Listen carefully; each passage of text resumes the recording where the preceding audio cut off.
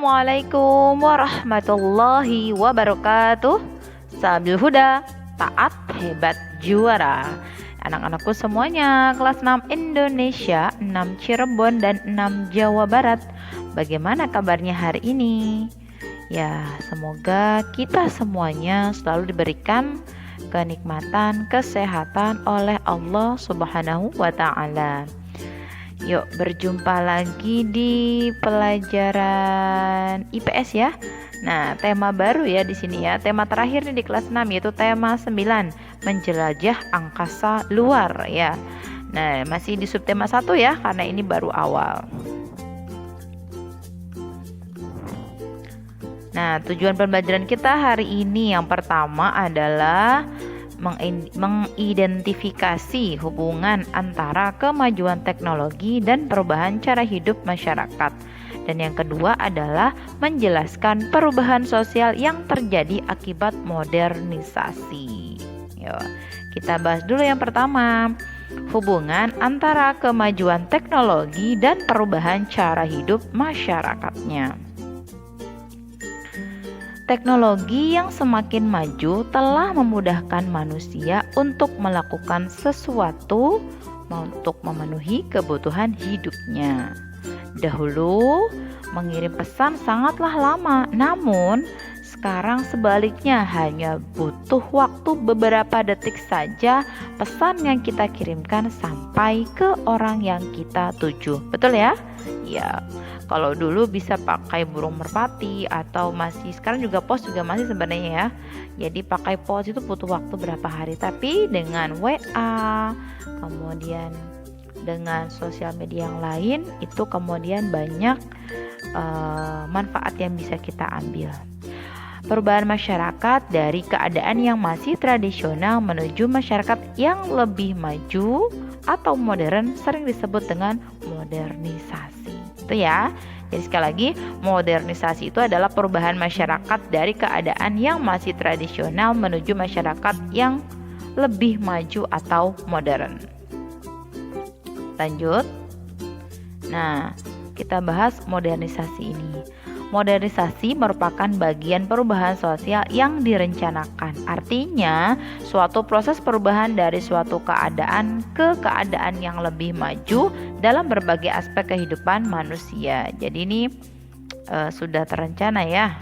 Kemudian modernisasi ini sangat dipengaruhi oleh perkembangan dan kemajuan iptek, yaitu ilmu pengetahuan dan teknologi. Jadi modernisasi ini tidak lepas dari adanya perkembangan ilmu pengetahuan dan teknologi. Selanjutnya yang ketiga adalah tujuan dari modernisasi adalah meningkatkan kualitas hidup masyarakatnya ya. Jadi sekali lagi, meningkatkan kualitas hidup masyarakatnya. Nah, sekarang apa saja faktor yang mendorong modernisasi ini?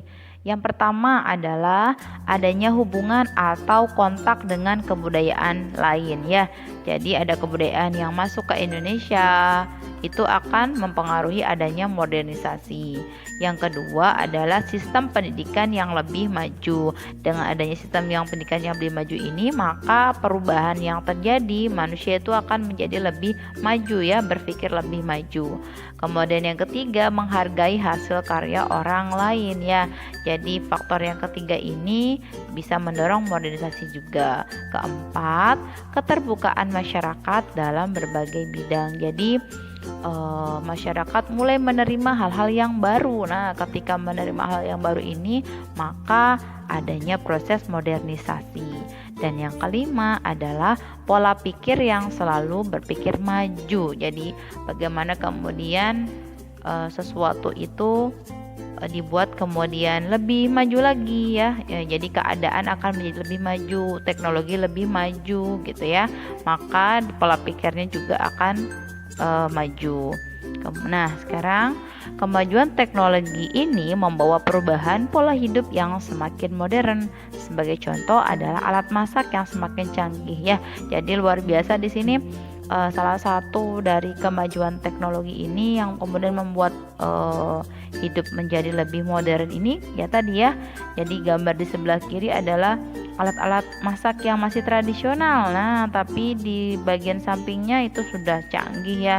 Tidak lagi memakai tungku, tidak lagi memakai di sini kipas ya untuk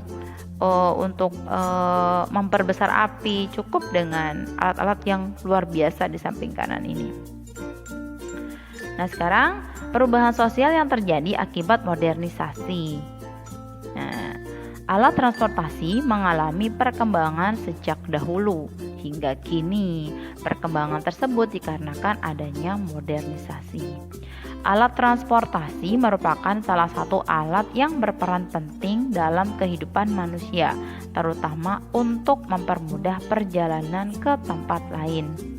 Alat transportasi yang dipakai dulu masih sederhana, seperti pedati, delman, beca, kuda, balon udara, perahu, dan sampan, termasuk juga sepeda ya. Sejak ditemukannya mesin uap, alat transportasi semakin canggih. Kini alat transportasi yang bisa kita lihat seperti motor, mobil, kereta api, pesawat antariksa, dan kapal pesiar. Ya. Nah, sekarang kita lanjutkan. Ada dampak yang bisa ditimbulkan oleh adanya modernisasi di bidang transportasi ini.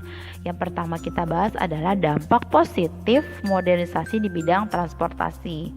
Pertama, mempermudah serta mempercepat perjalanan dari satu tempat ke tempat lain. Betul ya? Yang kedua, membantu pendistribusian berbagai jenis barang ya. Jadi barang akan cepat bisa didistribusikan atau disalurkan ke konsumen. Yang ketiga, mempermudah akses pariwisata. Dengan adanya kemajuan di bidang transportasi ini, misalnya ada pesawat, maka orang akan lebih mudah untuk pergi dari satu negara ke negara lain. Yang keempat, munculnya usaha dalam berbagai bidang transportasi. Betul ya? Dan yang kelima adalah perjalanan yang dilakukan dapat menghemat waktu dan juga energi. Jadi bayangkan zaman dahulu itu ketika orang mau naik haji dari Indonesia ya, berangkat haji itu butuh waktu sampai bisa 3-4 bulan. Karena naik apa? Naik kapal perahu ya, naik perahu kapal gitu. Tapi sekarang tidak lagi butuh waktu yang sangat lama perjalanannya, hanya hitungan jam saja. Kemudian orang Indonesia itu bisa sampai ke Mekah ya untuk melaksanakan ibadah haji. Nah, sekarang apa dampak negatifnya? Nah, ternyata punya dampak negatif juga nih yang merugikan di bidang transportasi ini. Pertama, adanya polusi udara yang muncul dari bahan bakar yang digunakan ya. Jadi memang ketika transportasi ini semakin banyak, otomatis polusi udara yang muncul juga akan semakin banyak. Kemudian yang kedua adalah munculnya kemacetan di perkotaan. Ya, betul ya? Iya, karena semakin banyak orang yang memanfaatkan teknologi ini dan kemudian mempunyai benda-benda atau alat transportasi masing-masing, sehingga macet di perkotaan. Nah, kita tutup ya di Quran surat Al-Jasiyah ayat 12. Allah lah yang menundukkan lautan untukmu supaya kapal-kapal dapat berlayar padanya dengan seizinnya dan supaya kamu dapat mencari karunia-Nya dan mudah-mudahan kamu bersyukur. Karena rahmat Allah jualah perahu dan kapal itu bisa bergerak dengan mudah di lautan sebagai alat transportasi manusia untuk mencari keuntungan melalui perdagangan dan sebagainya ya. Jadi untuk memenuhi kebutuhan manusianya. Itu ya untuk penutupnya. Ya, terima kasih. Assalamualaikum warahmatullahi wabarakatuh.